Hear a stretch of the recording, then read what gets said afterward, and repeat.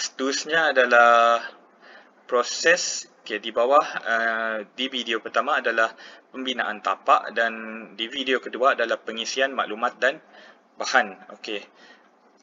Untuk pengisian maklumat dan bahan, saya akan pergi kepada halaman RPH di mana saya menggunakan sheets untuk saya isi rancangan pengajaran harian yang telah saya buat, dan saya juga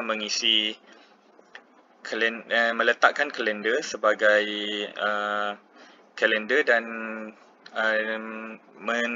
menunjukkan cuti-cuti umum yang ada lah.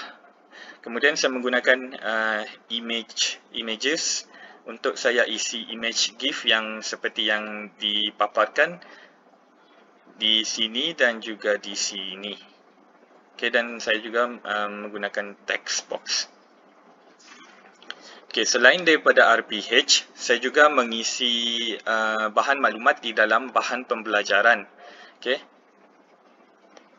Sebagai contoh, seperti yang saya terangkan tadi, saya sudah membina tapak, tetapi bahan di dalam belum diisi. Oleh sebab itu, saya akan mengisi bahan yang saya letak atau maklumat yang saya letak menggunakan layout yang telah dibuat. Ini adalah contoh yang telah saya lakukan untuk sebagai example lah. Untuk bahagian ini saya mengisi slide, untuk bahagian ini saya mengisi gambar, untuk bahagian ini saya mengisi sheets, dan ini adalah dokumen. So kita just boleh isi sahaja apa-apa bahan yang kita nak. Kita cuma perlu tekan ini sahaja. Dia ada dua cara. First, kita tekan tambah ni. Kemudian kita boleh pilih sama ada image yang sedia ada, kita upload daripada kita punya komputer, atau kita pilih daripada Google Drive. So untuk kali ini saya ambil daripada Google Drive. Kemudian saya pilih sahaja mana-mana dokumen yang sudah ada. Sebagai contoh saya ambil ni sebagai contoh. Saya just isi, dia akan keluar dekat sini. So bahan pembelajaran boleh didapati dengan mudah lah apabila sites ini sudah siap. Kemudian cara yang kedua, kita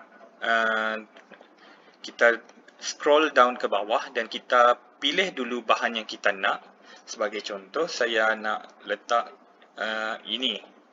Sebagai contoh, saya letak ini. Kemudian saya just ambil, tekan drag dan isi ke bahagian yang kita nak. Contoh saya mau isi dekat sini, so dia akan keluar dekat sini lah. So itu adalah untuk pengisian maklumat. Kemudian saya juga ada mengisi bahan-bahan di dalam proses bina media dan uji lari media. Untuk dua bahagian ini, seperti yang saya sedang lakukan sekarang adalah rakaman. So rakaman adalah dalam bentuk video, dan cara paling mudah adalah video yang telah dirakam ini nanti akan diupload ke YouTube terlebih dahulu, dan kemudian saya cuma perlu linkkan video di YouTube tersebut ke saya punya Google Sites. Sebagai contoh, ini adalah cuma contoh saja, bukan video sendirilah. So nanti kalau yang sudah siap akan menggunakan video saya sendiri. So sebagai contoh, saya menggunakan nota RBT secara video. So saya just search sahaja RBT atau lebih spesifik reka bentuk dan teknologi.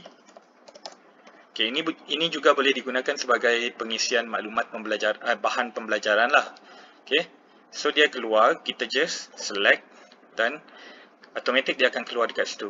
So senang untuk proses penilaian dan senang untuk proses melihat atau menggunakan sites yang telah dibina lah.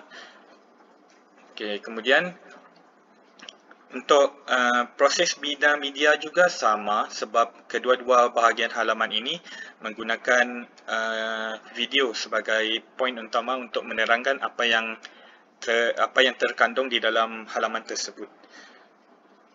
Itu sahaja untuk video proses bina media di bahagian pengisian maklumat dan bahan.